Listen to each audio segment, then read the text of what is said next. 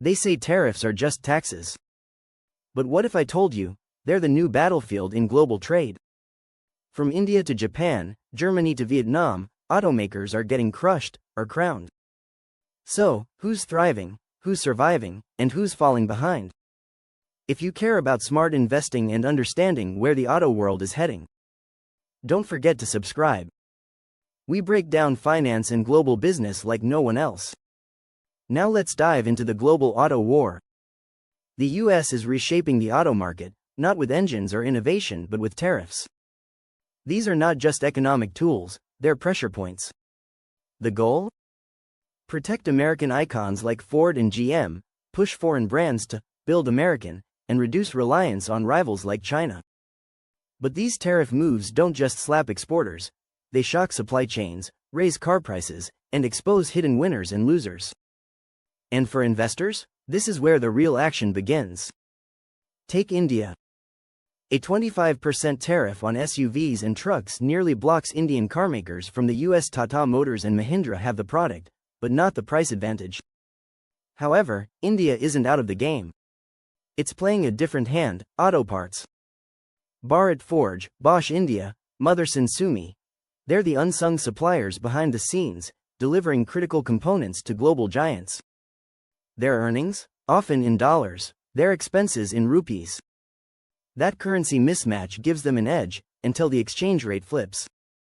But if you know what to watch, you'll see how these companies turn volatility into opportunity.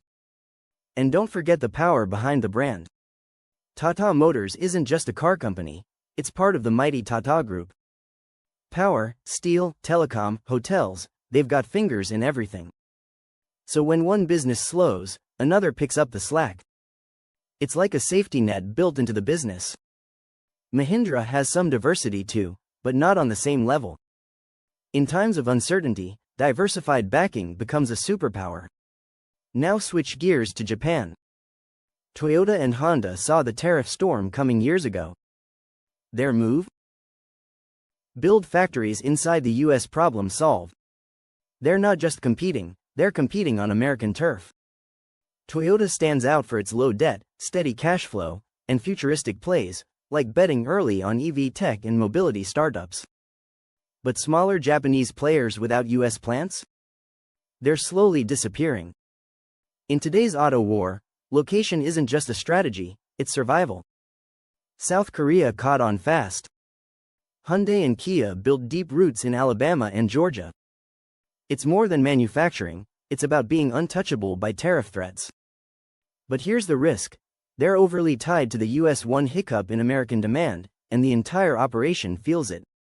Smart move, but risky concentration. Germany brought its luxury game to the table.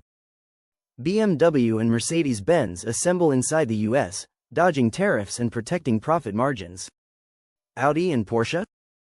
Not so lucky, they still rely on exports and feel the sting.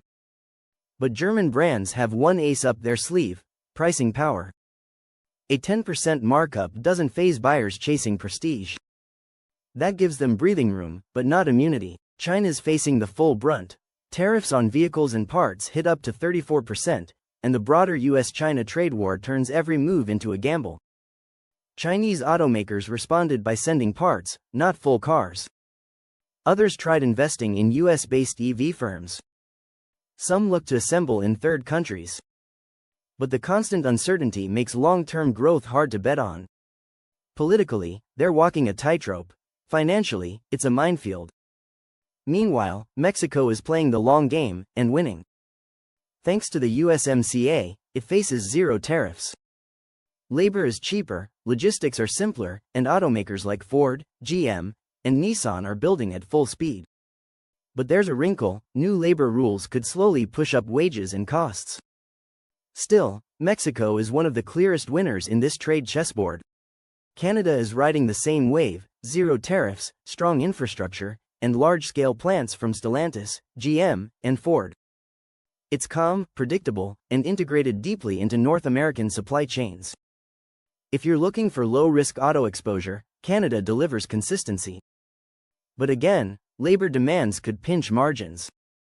Taiwan isn't big in full car exports, but in auto parts, it's a steady player. With tariffs reaching 32%, growth is capped. Yet, Foxconn is steering the island in a bold new direction, EVs. Through tech partnerships, not standalone bets. They're moving slow, but sharp. For those tracking EV tech plays, Taiwan is a quiet climber. Vietnam? It's getting crushed. With tariffs up to 48%, even its strongest automaker, VinFast, couldn't compete. So, what did they do? They went big, built a plant in North Carolina. That's not just a pivot, it's a bet on survival. A company willing to shift continents to stay in the game deserves attention. It's risky, it's bold. Thailand is the parts factory for Asia. It churns out components for Toyota and Honda, but for full vehicles, it's outgunned. No trade deal with the US means 25% tariffs on trucks and 10% on parts. It's got the capacity, the talent, but it's boxed in. Brazil has the scale, but not the access. High domestic tariffs and poor infrastructure make it hard to play globally. It dominates locally, especially across Latin America, but for now, it's not breaking out. Investors watching Brazil should think regional, not global. And then there's the European Union. Peugeot, Renault, Volvo, all facing over 20% US tariffs. Their move? Partnerships, joint ventures. EV alliances inside the US but without a trade pact like USMCA, they're still stuck on the outside looking in. So, who's winning? Mexico and Canada, no tariffs, strong infrastructure, deep US integration. Japan, Germany, South Korea, winning by building inside the US. India, losing on vehicle exports, but gaining ground with auto parts. China, Vietnam, Thailand, Brazil, facing the toughest tariff walls, navigating with bold or cautious moves. EU, strategizing hard, but still facing uphill tariff battles. Now from an investment lens, this isn't just trade policy.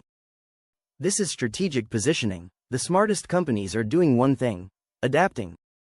They're building US factories, diversifying their supply chains, forming cross-border partnerships, and investing in electric vehicle tech like their future depends on it, because it does. As an investor, don't just look at logos, look at ecosystems. Who owns the company? Are they diversified? How stable is their cash flow? Are they earning in dollars but spending in rupees? Can they absorb shocks from political chaos, currency swings, or global slowdowns? Because tariffs aren't just taxes, they're signals.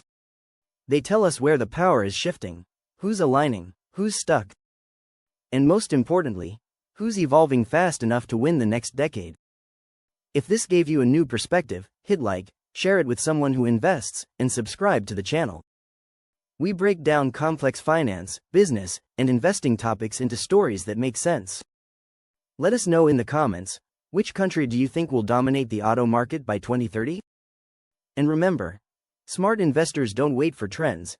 They get in early, stay informed, and bet where the world is moving, not where it's stuck.